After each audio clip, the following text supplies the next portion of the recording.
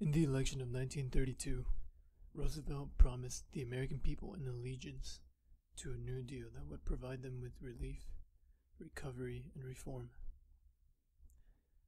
Americans in the North, the South, the West, in urban regions and in rural regions, were all resolving to place their hopes in Roosevelt's hands. This resulted from Americans' waning endurance in hard times in what became known as the Great Depression. Furthermore, the New Deal was a response to the Great Depression, but to understand the solutions offered by the New Deal in response to the Great Depression, we must also look at a few contributing factors of the Great Depression that arose back in the 1920s. In order to best describe the New Deal movement and its connection to the 1920s, I will introduce the unifying theme of the New Deal, which was thought to be lacking in the 1920s: stability. During the 1920s, prosperity was abundant, and business and government went hand in hand. But the scope of government reform at the federal level was decreasing because opposition argued against growing government involvement in the economy. This opposition grew out of the fear that government had grown dangerously big under the influence of progressivists and was beginning to endanger the freedom of the American people by enforcing morals. However, the prosperity of the 1920s and the shift of power to industry and business became the downfall of the time's well-being and led to the Great Depression. From this resulted the importance of stability being the focus of the New Deal movement, because Roosevelt sought to provide direct relief, recovery, and reform as solutions to the hard times yielded by the Great Depression. And, in conclusion, the programs and policies ideally would establish stabilizers that would be able to prevent the harsh cycles of booms and busts that led to depressions. Roosevelt's New Deal is known for its efforts to provide relief, recovery, and reform, especially in trying to do so in a quick manner. Although the New Deal did not fully recover the economy or fully provide relief to those in need, it did, critically, provide stability under programs and policies such that hard times in the future would be less severe. Roosevelt promised that he would help the forgotten man, but this New Deal did very little to actually help him. Here the forgotten man represents the farmers who were ever suffering from hard economic times. To combat their low economic status, the AAA and Farm Credit Administration were both programs created to help them out, but the policies that were beneficial mostly benefited the landowning farmers, and not the tenant farmers and sharecroppers, the ones in real need of relief.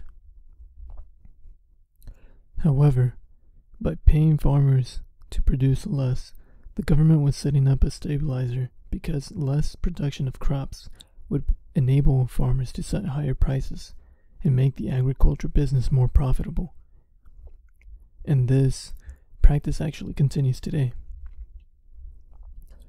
Other ways in which the New Deal attempted to provide relief and recovery was through the creation of jobs through programs such as the CCC or TVA and WPA.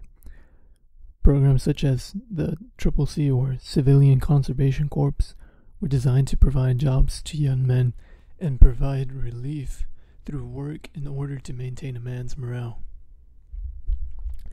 Infrastructure grew during this time as a result of these jobs, and government involvement grew at the expense of industrial growth, because many industries sought to make money that the government was taking away by, for example, building dams and generating electricity. Another important stabilizer designed to produce relief was the Social Security Act, which would provide assistance to the people eligible for retirement based on age, the unemployed, and those with disabilities. This program was the introduction of the nation's direction into providing social welfare and attending groups that were previously ignored. Along with Roosevelt's priority of providing solutions, His wife would suggest to him as well to hire more minorities and women, which further showed how the president's New Deal was addressing groups that were previously ignored, even though he could not help African Americans the way that he wanted to, such as by supporting an anti-lynching bill, due to the importance of securing votes in Congress to pass legislation for the greater good. Back in the 1920s, women's rights, equal rights, and government involvement in the economy were still opposed by many, despite the prosperity. The use of advertisement had expanded business, and propaganda had led to exceedingly large investments into businesses.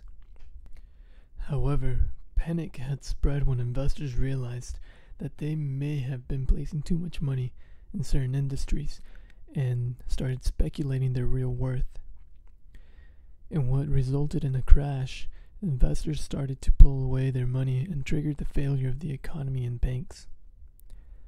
Without the stabilizers that the New Deal would focus on, the American people were hurt badly and lost confidence in banks and business.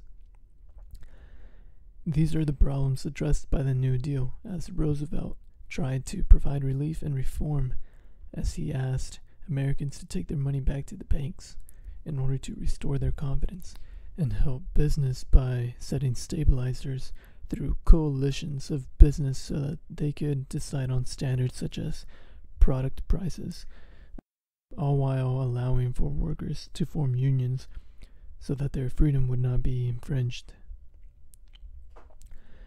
This concludes my discussion on the New Deal. I hope you will consider stability as the overall theme of the New Deal movement and realize its importance in regards as it changed from the 1920s.